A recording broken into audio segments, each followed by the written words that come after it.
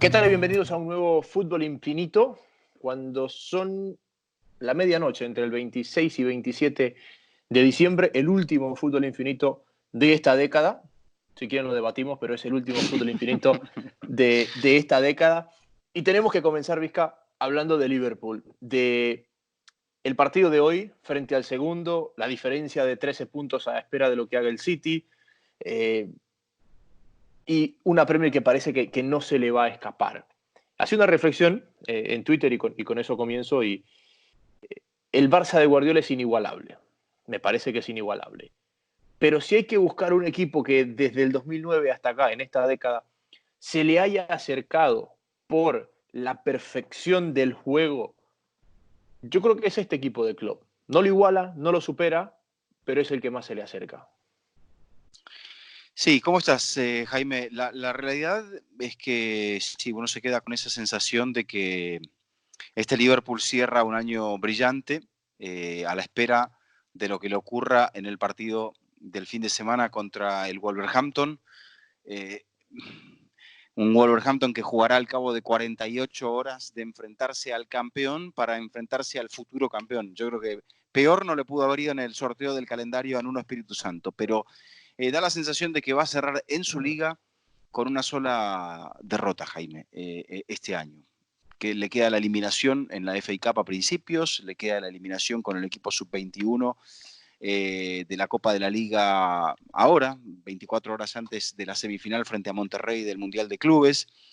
Un equipo que logró salir, por ejemplo, de la derrota 3-0 contra el Barcelona en la semifinal de la ida para recuperarse ganando 4-0 la vuelta, que perdió un partido contra el Napoli. Y fíjate que hasta uno se acuerda de memoria de aquellas derrotas que ha tenido el Liverpool, Jaime, porque han sido tan pocas que yo creo que lo definen como el equipo del año. No ganó su liga, pero ganó la Champions, ganó el Mundial, y ha conseguido algo que, por ejemplo, no consiguió el Real Madrid. Me parece que, salvo la temporada donde ganan Liga y Champions con Zidane, la del 2016-17, nunca nos quedaba la sensación de que era el mejor equipo del mundo. Ahora sí, aún no ganando la Liga, uno entiende y podemos llegar a discutir por qué este Liverpool es hoy por hoy el mejor equipo del mundo. Y tiene a mi gusto quien se ha convertido en el mejor entrenador del mundo. Yo creo que cuando hablamos de los mejores entrenadores del mundo, no es tanto como los jugadores que, que, que perdura ese ser el mejor en el tiempo. Es decir, Pelé fue el mejor, Maradona es el mejor, Messi, Cristiano. Y a pesar de que ellos decaigan en su rendimiento cerca del retiro, van a perdurar como los mejores de la historia en el tiempo. Creo que los entrenadores me parece que es un poco más como los tenistas, ¿no? Que quizás se los valora como el mejor a tiempo presente y a tiempo pasado. Siempre va a haber alguien que los supere. Eh, Creo que lo que tiene este Liverpool, a diferencia de los otros dos equipos que han dominado Europa, que son el Barcelona y el Real Madrid en esta década, es que sin quitarle mérito a nadie, este Liverpool tiene mucho menos talento en la plantilla de lo que tenía en esos equipos. Porque el Barça de Guardiola tenía Messi, tenía Xavi, tenía Iniesta, tenía a la mejor plantilla del mundo. Y el Madrid de Zidane y de Ancelotti tenía a Cristiano, tenía a Toni Kroos, tenía a Luka Modric. Y sin desmerecer a Mané, a Van Dijk, a Alisson, a Henderson, creo que este es un equipo que se magnifica la perfección que tiene, porque quizás tiene menos nombres y quizás al tener menos nombres tiene algo menos de talento de lo que fueron aquellas dos plantillas que eran las dos mejores plantillas del mundo.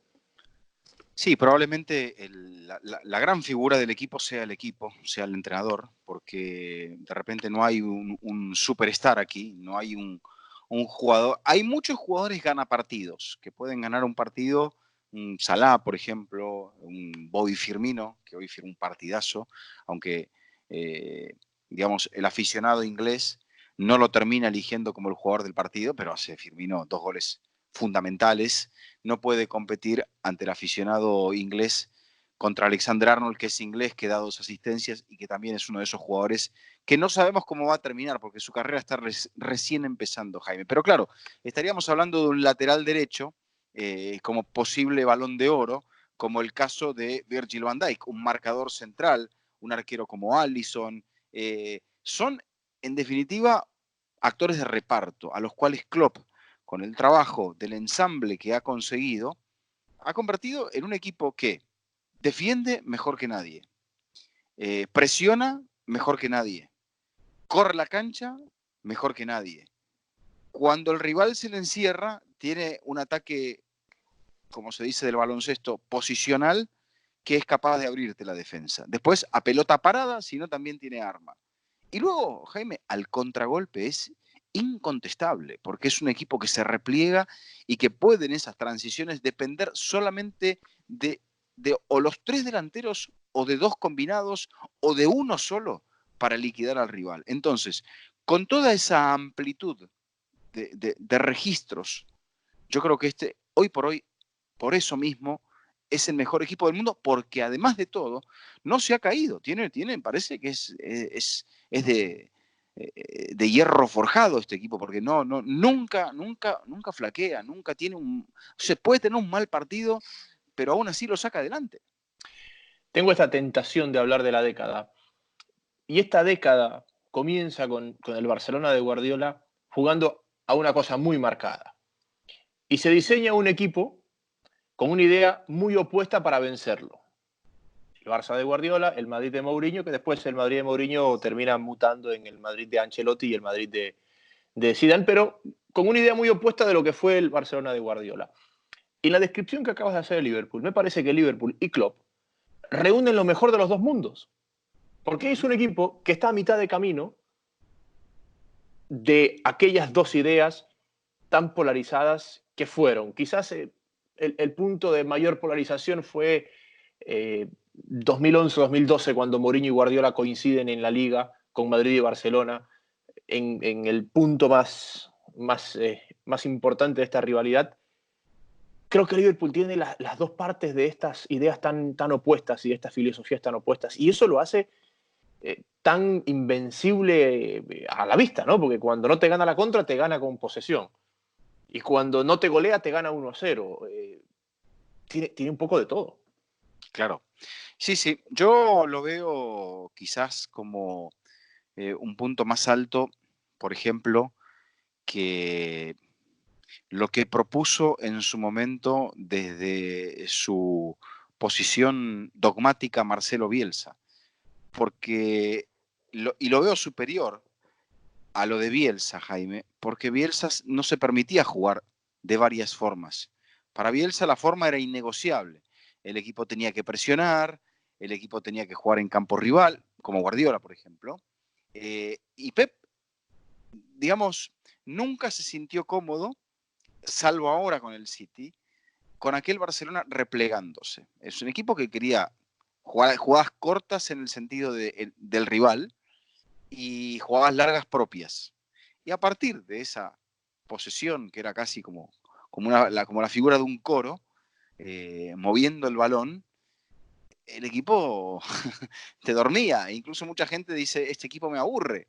Claro, había que observarle la belleza de lo que estaba plasmando y de cómo lo estaba plasmando para no aburrirse, pero sí había momentos en los cuales el equipo parecía como que entraba en una zona de partido donde ya lo tenía medio liquidado y estaba jugando con el rival, como el gato a veces juega con la presa y sabe que no se le va a escapar, entonces lo toquetea con una mano, lo toquetea con la otra y a ver cómo reacciona, y si de repente reacciona, el gato se excita y ataca de vuelta. Bueno, esto es lo mismo. Este equipo no te aburre, porque este equipo, bueno, te aburre porque es extremadamente superior, pero se repliega, sabe jugar apretando en su propio terreno, porque después lanza ese contragolpe furibundo, cosa que aquel equipo de Guardiola no podía hacer, Jaime. Es que es electrizante este equipo. El Barcelona de Guardiola era dominante. Era dominante eh, y era insaciable porque te marcaba la cantidad de goles que el tiempo en 90 minutos le alcanzaba. Pero no era electrizante, no era ese equipo que a ver, desde un punto del arte o desde la belleza te hacía que estés conectado al televisor para ver con qué genialidad salía, pero no desde la intensidad posiblemente Uh -huh. a la que, a la que jugaba o a la velocidad a la que terminaba jugando. Y creo que con esto estamos hablando de que este es el equipo del año.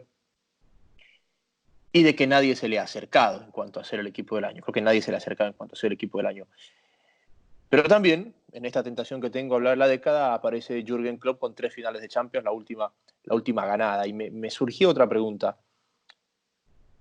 ¿Quién ha hecho más con menos en este periodo? ¿Klopp, el Cholo o Pochettino? Porque creo que son los nombres que arrancan este periodo, este decenio, esta década, como las nuevas caras de la élite europea. Yo creo que Klopp, porque si bien es cierto, Simeone estuvo a 2 minutos y medio de poder ganar en Lisboa y no lo consiguió, porque también le faltó algo, le faltó ese toque de sensibilidad para interpretar que no podía arriesgar con un jugador lesionado, para interpretar que no era el partido para el refuerzo que le había robado la luz de sus ojos en aquella final también, y el equipo se le terminó cayendo. Yo entiendo tu perspectiva. En cuanto al cambio que él proyecta, es el día y la noche, pero también me parece que primero Klopp modifica al Borussia Dortmund, lo convierte en un equipo capaz de venderle sus mejores piezas al Bayern y con modestia, con una idea muy clara que ha ido evolucionando de parte de Klopp, se posiciona en una final de Champions proveniendo, como decimos siempre, Jaime, de la clase media. Y luego eleva todo esto con lo que hace finalmente con el Liverpool, porque el Liverpool también venía de una época, no te digo arrasado como el Atlético de Madrid, pero el Liverpool venía mal, venía de algo pobre, marcado por la alegría después de la obtención de aquella liga de 1990. Este equipo venía marcado por una Champions, una Copa UEFA y algún trofeo doméstico de segundo orden, pero no había podido dar con algo como esto. Este Liverpool ya ha tenido entrenadores de época y ha tenido equipos de época, quizá no con tanta belleza como este, pero el Liverpool ha estado acostumbrado a eso y por algo, hasta que el Manchester United entra en la era de Alex Ferguson, era el equipo más ganador de Inglaterra. Y ahora lo vuelve a hacer en cuanto a títulos importantes, como lo considera la prensa inglesa, le vuelve a sacar con la Supercopa y con el Mundial de Clubes 2 títulos, pese a no ganar la Liga desde hace 30 años al Manchester United. Hay una cosa más ahí. Pep y Mourinho, que eran los referentes a principios de este tiempo, su primer golpe de autoridad es en base a títulos. Y a partir de los logros crece su carrera. Guardiola, su primer año, mete un sextete. Mourinho, en el inicio de su carrera, hace UEFA, Liga y Champions con el Porto, el último equipo fuera de las 5 grandes ligas que ha ganado la Champions. Para Klopp los títulos llegan al final. Sí, ganó la Bundesliga con el Dortmund, perfecto. Pero me parece que tiene aún más mérito, porque en esta época de éxitos es muy difícil perder la confianza si no hay los títulos. Estamos hablando de que Klopp, hasta la Champions que gana en mayo de este año, 2019, él no ganó títulos de primer nivel desde el 2012 que gana la Bundesliga. Es decir, para un entrenador que se mantenga en la élite y que lo sigamos considerando uno de los mejores del mundo, hoy a mi gusto el mejor, pero uno de los mejores del mundo porque siempre estuvo en la discusión, sin títulos, habla de su trabajo mucho más que los títulos en sí. No, porque me parece que él ha sabido encontrarse con el modelo ideal para tener paciencia, para desarrollar una idea, primero futbolística y después para desarrollar a un plantel, para que la gente entienda. Hemos visto fenómenos, y en esta década, sobre todo, Jaime, de equipos, y en la pasada también, con el Chelsea sobre todo, que a fuerza de de golpes bancarios, armaron algo. Y si bien es cierto, este no es un equipo pobre, este se ha hecho a partir de la mentalidad, de la idea y del movimiento de las piezas que ha tenido el Liverpool, que en su momento tuvo que vender a su gran goleador, Luis Suárez, al Barcelona en 2014. Después tuvo que vender a un jugador que le permitió rearmar al equipo, como Coutinho, también al Barcelona. O sea, parece como que el Barça, que era el que ostentaba, aunque me parece que en el medio tenemos que colocar al Real Madrid de Zidane, el Barça que ostentaba el título del equipo de la década y que me parece que lo va a seguir teniendo, Jaime, aunque la gente me diga, bueno, pero a ver, discúlpeme, son 2 Champions para el Barça y son 3 para el Real Madrid, 4 para el Real Madrid. Entonces, el equipo de la década debería ser el Real Madrid. Y bueno, por triunfos, por el respaldo de la victoria y de la foto con la copa, seguramente.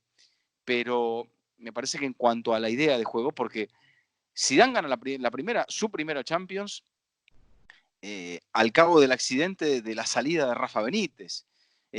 Ancelotti recompone la nave de lo que había armado Mourinho, que se había quedado en 3 semifinales y después tampoco le alcanza para conservar la cabeza, el puesto a Ancelotti, lo defenestró a la primera que pudo el señor Florentino Pérez.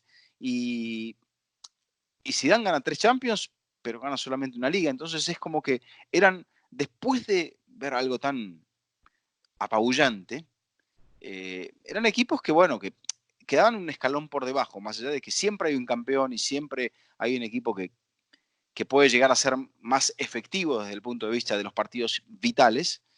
Siempre nos había quedado esa sensación como de que, bueno, no, pero no le llegan a ese nivel de recursos, de dominio de partido, de figuras, de exaltación individual para luego exaltar lo colectivo. Y este Liverpool tiene todo eso porque te convierte a un jugador, para mi gusto, no diría mediocre, pero sí un jugador que pudo haber tenido sin Klopp, pudo haber tenido una trayectoria casi intrascendente o una trayectoria correcta, como la de Jordan Henderson, un jugador que estaba perdido como Andy Robertson, un jugador como Sadio Mané, que había pasado por debajo de todos los radares, al igual que Mohamed Salah, que pasó por debajo del radar del Chelsea, un Roberto Firmino que venía del Hoffenheim. Bueno, ese rompecabezas, Wijnaldum que venía del Southampton, ese rompecabezas que fue armando Klopp, es el mérito de Klopp, porque lo hizo con el dinero que generó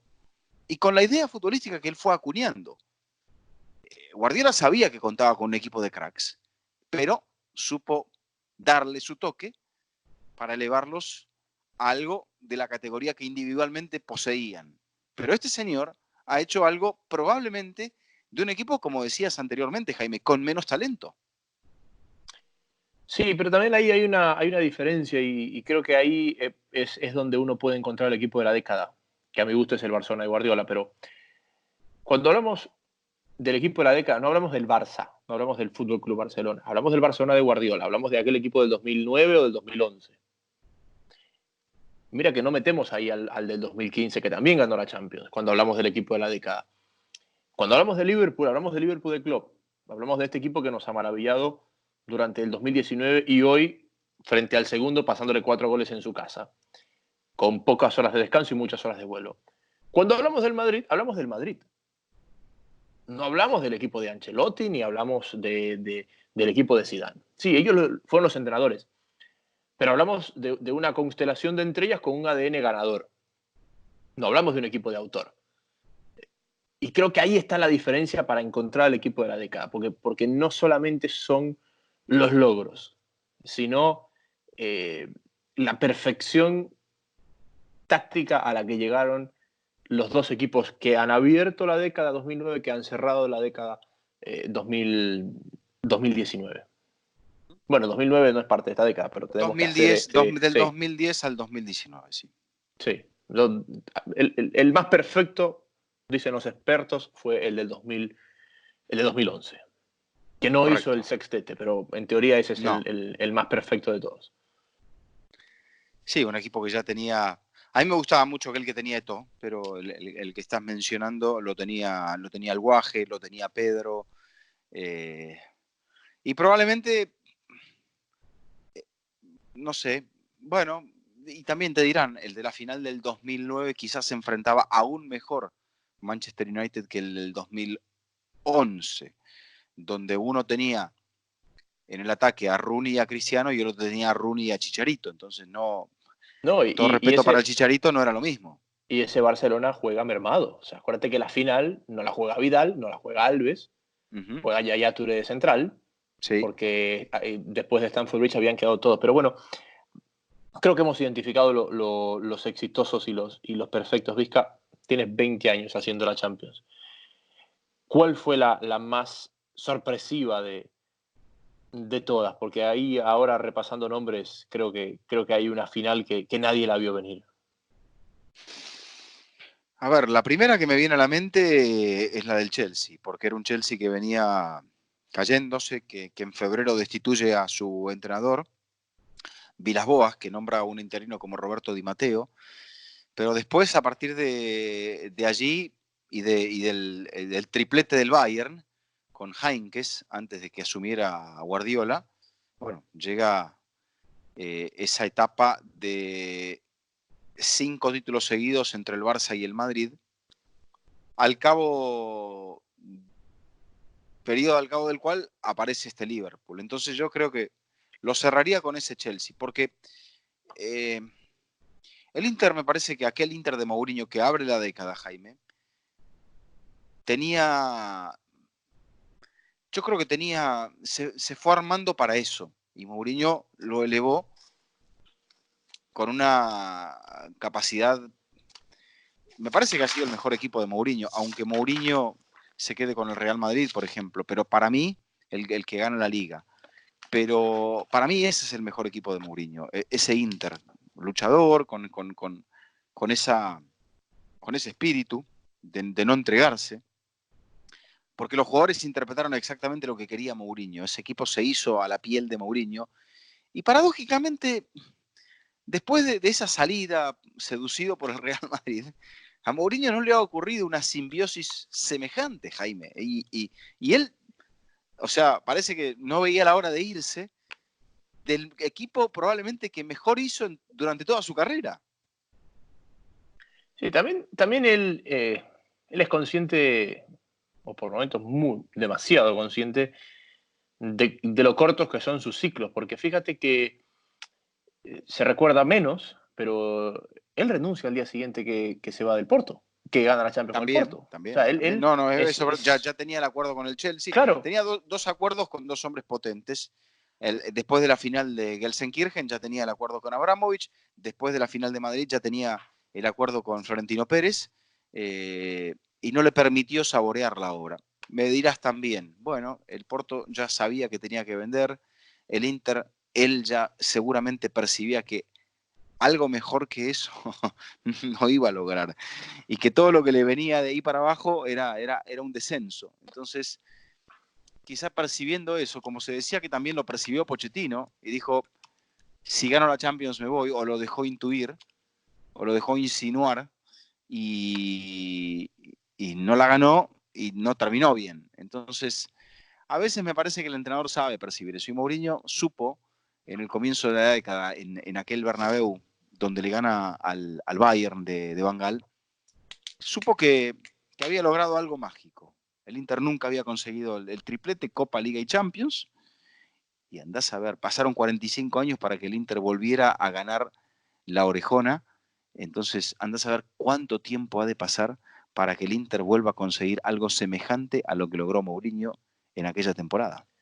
anda a saber cuánto tiempo va a pasar para que un equipo italiano vuelva a ganar la orejona. Pues estoy exagerando. Bueno, puede ser que este año de repente se inspire la Juve. Pero bueno, la Juve me parece que todavía se está buscando a sí misma. De repente te produce una proeza como aquel salto de 2 metros 50 y pico de Cristiano Ronaldo, pero luego pierde la final de la Supercopa ante el equipo que le había quitado el invicto en la Serie A, como la Lazio.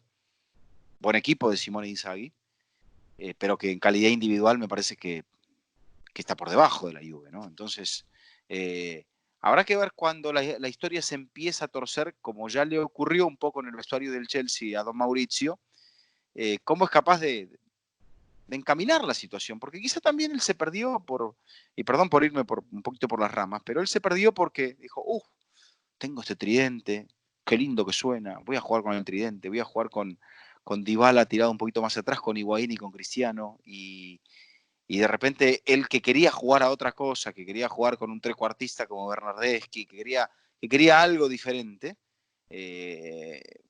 a Ramsey, por ejemplo, en esa posición de enlace, a Bentancur, el que quería variar, de repente dice, tengo que jugar con esto porque me lo están pidiendo, me lo pide todo el mundo. Y bueno, no le fue bien. Entonces, pensarán los jugadores que Sarri tenía razón. Yo creo que la Juve tiene credenciales como para ser un aspirante a la Champions.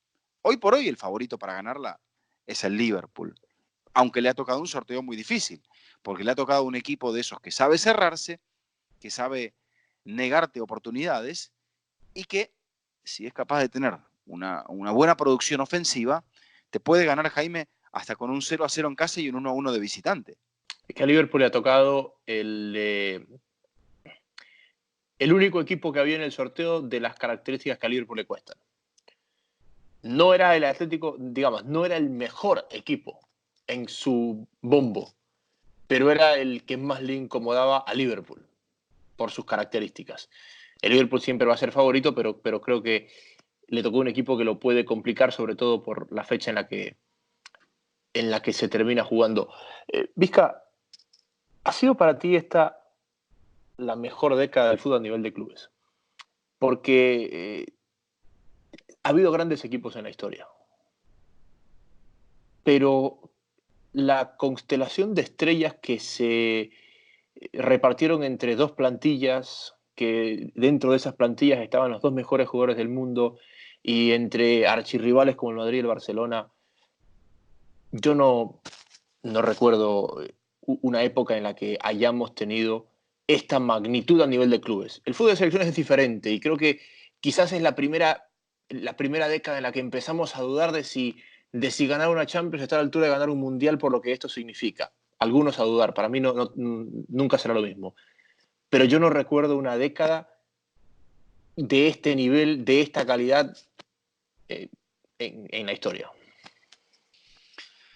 Yo creo que lo que pasa es que el poderío me parece que se ha aglutinado, se ha concentrado dentro de las ligas más poderosas, como quizás antes no había ocurrido, porque por ejemplo, en la primera década de este siglo apareció un equipo como el Porto, eh, aparecieron finalistas de la Champions como el Valencia, eh, luego tuvimos un poco más de variación, hasta que sobre el final sí, empieza ya el Liverpool, el Barça, el Milan, el United. Yo, lo que pasa es que te voy a tirar algo que me vas a, que no me vas a poder, o sea, lo vas a tener que analizar a partir de videos o de bibliografía.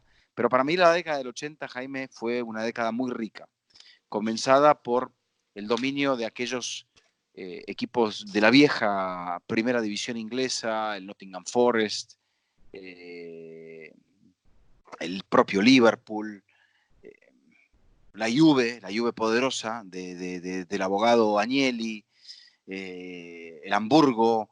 Había otra variedad, ¿no? Luego aparece el Steaua Bucarest, eh, el PSV también se cuela por allí, y en el final el Milan de Arrigo Sacchi. Entonces, como poniéndole un poquito el Porto del 87, poniéndole un poquito el corolario, ya se gira la página. Y dentro de esos equipos, Michel Platini, en la Juve del 85, Maradona que no alcanzó nunca más allá de una segunda ronda de la vieja Copa de Campeones de Europa. Pero había una geografía que era diferente. Ya en los 90 la cosa empezó a perfilarse una vez que también arranca la Champions, pese a que comienza la década con el Estrella Roja. Aparece el Olympique de Marsella, sigue ahí pintando el Milan ya con Capello y no con Sacchi. Aparece el Barça en el 92 con Johan Cruyff. Luego en el final aparece el Real Madrid después de tantos años, la Juventus, el Ajax de Van Gaal. Cada década tiene lo suyo. Yo creo que la lograremos saborear en cuanto también el aporte técnico que ha quedado. Ahora hay mucha mayor documentación. Me parece que siempre ha habido un tema del estudio del fútbol, pero claro, ahora es más fácil verlo y está mucho más concentrado. El partido de hoy potencialmente lo pudo haber visto, no sé, más de 100 millones de personas. Eh, el, el, los partidos, el clásico del 18, otro tanto. La final del Liverpool en Doha, otro tanto. Entonces, hay menos secretos, Jaime. Y bueno, también aparecemos personajes como nosotros que estamos aquí hablando de eso, cuando no sé si hace 30 o 40 años esto se daba no digo porque seamos mejores, pero sí si existía tanto ahínco en el estudio del fútbol de otras latitudes. No, creo que antes había un interés mayor por la información, porque la información era escasa. Hoy la información, Las noticias viajaban por correo casi. claro, hoy la información vuela y estamos aquí nosotros hablando a partir de la información. Entonces, creo que eso cambia un poco esto de acá. Lo que sí es cierto es que esta década, en parte me alegra que haya sido el Madrid y el Barça los que hayan sacado la cabeza, porque me metí en una discusión en Twitter. He seguido tu mal ejemplo y me metí en una discusión en Twitter. No discuto en el De, Twitter. sí, pero estuvo bien, porque alguien decía, se acabó el mito este de que la Premier la gana cualquiera. Si la Premier la han ganado 4 equipos. Si yo me quedaba con esa reflexión y decía, la Premier en esta década, por ejemplo, la han ganado 4 equipos. Si yo me quedaba con esa reflexión y decía, sí, es verdad. El mito acabó cuando aparecieron los capitales extranjeros, que ya no la gana cualquiera, sino el que tiene más plata. Y por eso este Liverpool sorprende, porque el Liverpool no es el que tiene más plata.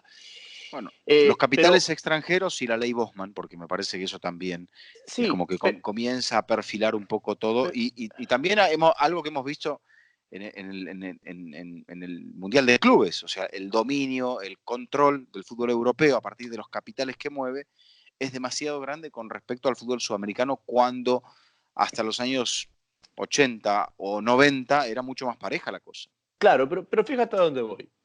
La Premier la deja de ganar cualquiera a partir de los capitales extranjeros, porque los capitales extranjeros rompen el mercado en la Premier. Entiéndase Chelsea City. Perdón, Chelsea City, sí, correcto, Chelsea City.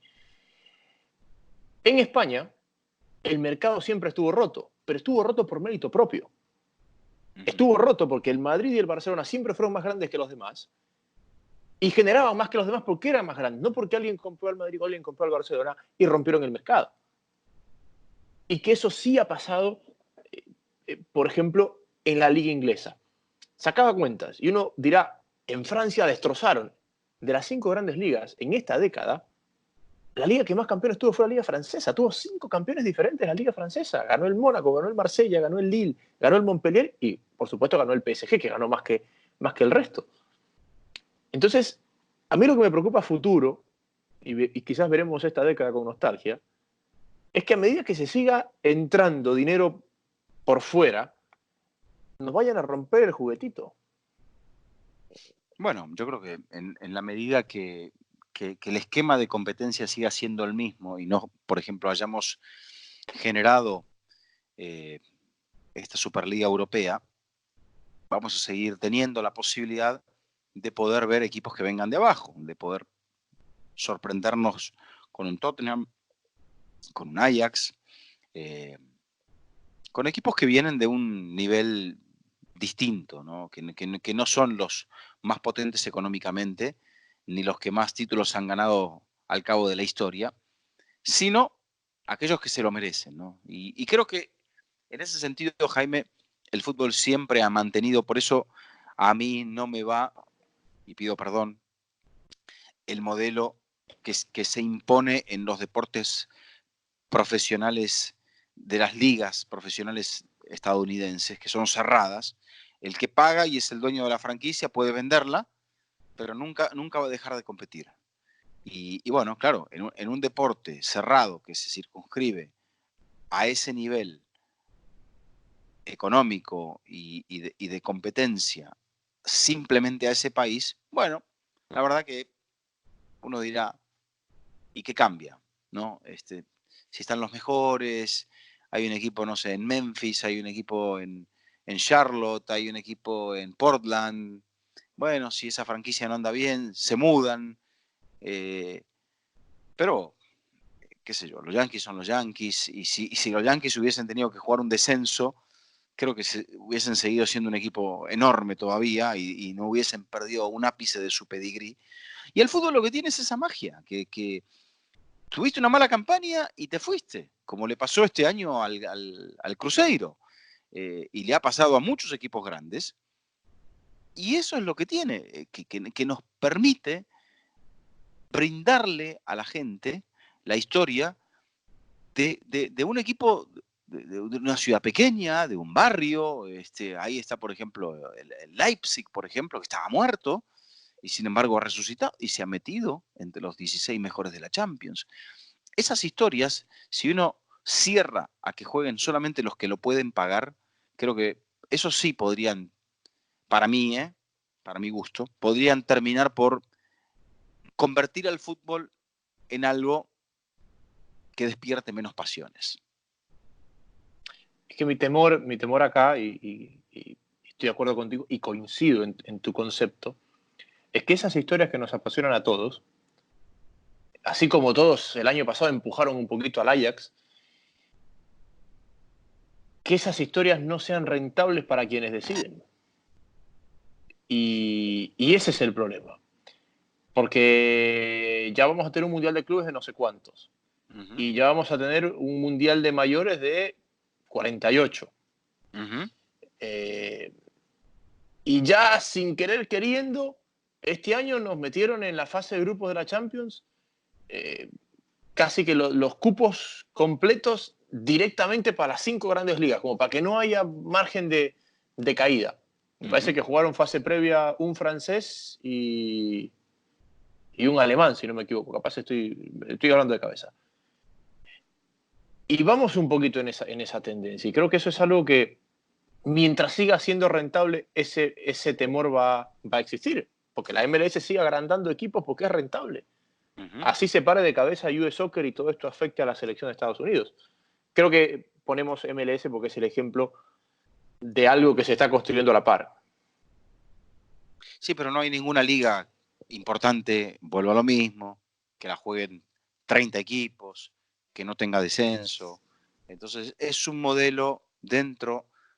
El fútbol no es tradicional porque lo hacen 4 viejos que siguen con las mismas reglas desde 1880 y pico. El fútbol es lo que es porque es enorme, ¿no? Entonces pretender cambiarle la esencia es algo que siempre ha generado un montón de resistencia. Y fíjate la resistencia que de repente genera la aparición del VAR, ¿no? Porque no nos deja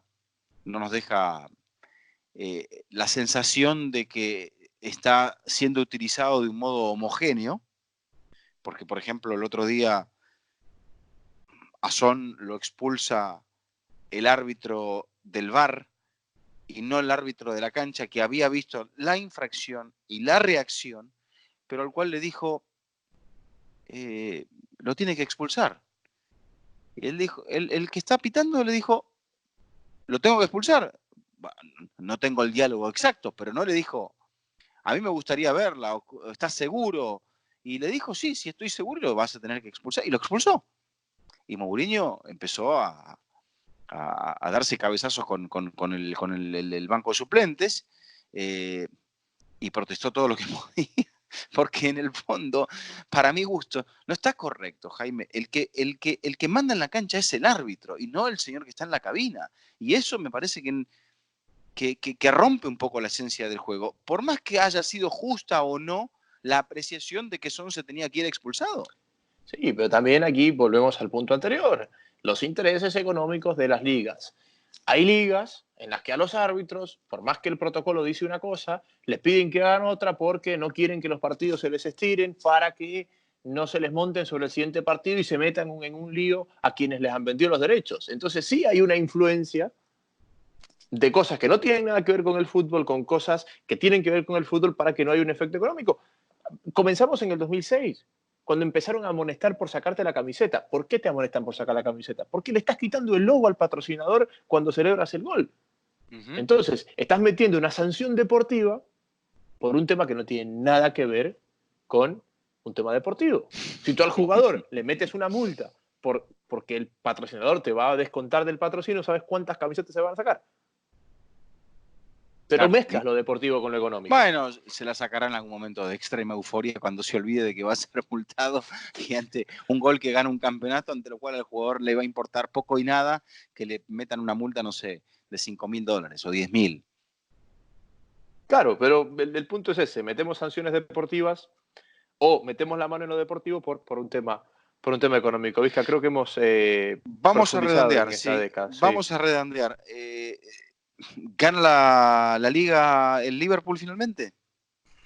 Sí, estaba sacando cuentas, ¿no? Si gana el City mañana, quedarían a 11. Ujú. Eh, en mi búsqueda encontré el Newcastle del 96, perdiendo la... 95-96. Perdió la Claro, Premier. Tenía 10 puntos a estas alturas, de ventaja a estas alturas del campeonato. Es el último equipo en claro. perderla.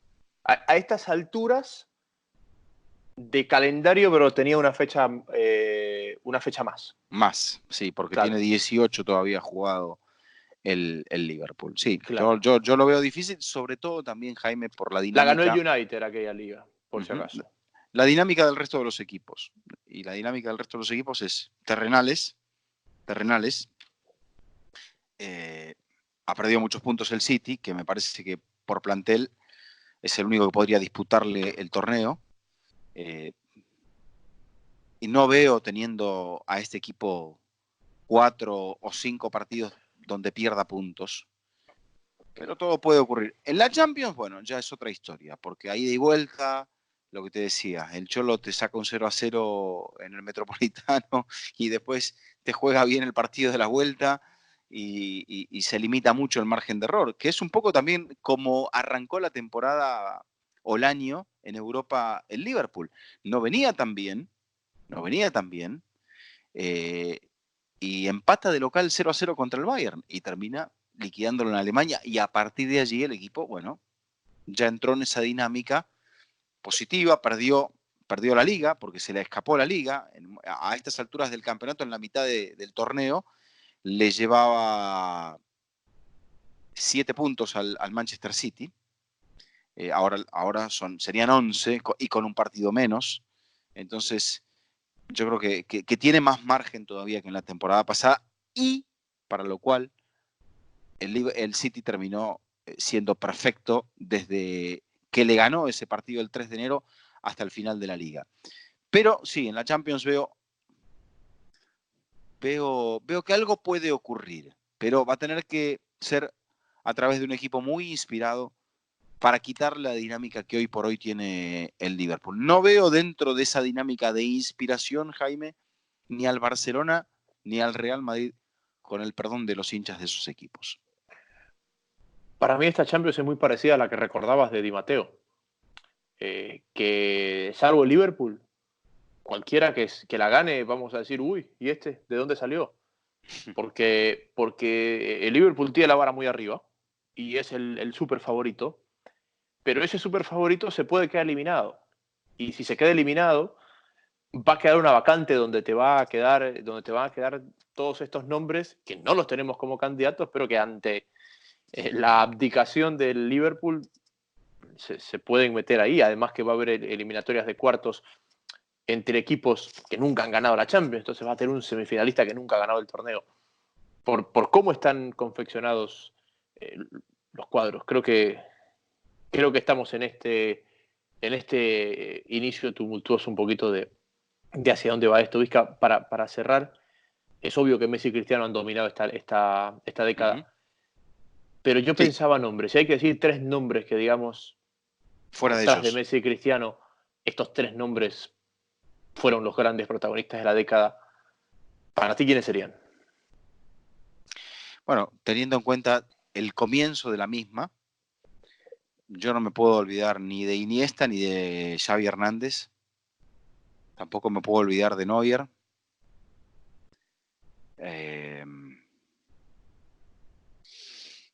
Y después, bueno, ya me cuesta un poco más. Me cuesta un poquito más. Benzema, borrado en su selección. Griezmann. Yo tengo Pero, ahí a Luis Suárez. y bueno, Luis Suárez también puede estar, sí señor, porque Luis Suárez creo que ha sido muy, muy parejo, muy regular. Y me parece que es un jugador al cual el hecho de estar, por ejemplo, a la sombra de Messi o, o de haber tenido esos episodios personales en la cancha, en el Mundial, esos problemas disciplinarios, me parece que eso le ha quitado un poquito de brillo a Luis, pero es el goleador histórico de una selección que tenía su goleador histórico que perduraba desde la década del 30. Y bueno, eso es mucho decir para Suárez. Consiguió No, la Copa América. eso te iba a decir, o sea, fue figura de Uruguay en el Mundial del 2010, fue campeón de América, fue bota de oro con dos equipos diferentes, que en esta década solamente lo logró Cristiano, que fue Liverpool y Barcelona. Ganó la Champions, fue parte del tridente más importante de los últimos años, o uno de los tridentes más importantes de los últimos años. Casi saca campeón a Liverpool. Creo que digamos, de 2010 a 2019 ese está ahí. Y otro nombre que me gustaría poner en esa lista es Toni Kroos. Toni Kroos fue fundamental con Alemania en el 2010. Gana la Champions con el Bayern. Campeón del mundo con Alemania. Y después protagonista de las 3 Champions con Zidane en el Real Madrid. Me parece que Kroos también está ahí en esa lista de los que han tenido éxito durante 10 años consecutivos. Claro que sí, claro que sí. Y bueno, también uno puede pensar, ¿y Gareth Bale? No juega en la selección más ilustre del mundo, pero es un jugador que ha aparecido en finales, que ha tenido muchos problemas con las lesiones. Pero Jaime, que cuando está también, vos hablabas de la MSN, pero dentro de la BBC, ahí estaba Bale, ¿no? Y por eso te mencioné también a Karim Benzema, a Robert Lewandowski, o sea, son jugadores muy grandes que han quedado algo tapados por dos fenómenos. Sí. Nos vamos, figura. El último de la década. Así es, volveremos en el primero, yo creo que después del derbi de Barcelona y el reinicio de la Liga. Me parece que allí será una buena oportunidad porque será el final de la primera vuelta también en España. Sí, esa semana se juegan casi todos los equipos importantes sábado, porque después se van a la Supercopa esa que a usted tanto le gusta. Uh-huh. Y hay un parón, o sea, la liga reinicia y se detiene inmediatamente. Así que me parece que ahí es un buen punto para saber cómo han comenzado todos y qué ha pasado en estos días de Premier que van a jugar prácticamente todos los días a ver quién sale vivo de este periodo de Boxing Day, fin de año y año nuevo en Inglaterra. Muy bien, creo que lo único que nos queda es desearle un saludo afectuoso a la gente que nos ha seguido en este Fútbol Infinito, en este proyecto que ha despegado justamente en este 2019. Gracias a todos por el apoyo, gracias a la gente también de nuestro equipo técnico, Jaime, y de nuestro equipo de redes sociales que lo ha hecho posible. Yo creo que eso es lo que nos queda. Agradecerles por estar escuchándonos, por aguantarnos y por, bueno, darnos el incentivo para seguir con este fútbol infinito. Sí, es un agradecimiento hacia todos. La verdad que es un gusto que nos acompañen. A veces nos vamos por las ramas, a veces regresamos de las ramas, pero nos la pasamos muy bien, la verdad. Así que también el agradecimiento a toda la gente que se encarga de que esto sea posible y que tenga la calidad que todos ustedes merecen. Despídase usted, la estrella. Feliz año para todos, Jaime. Feliz año. Hasta la próxima.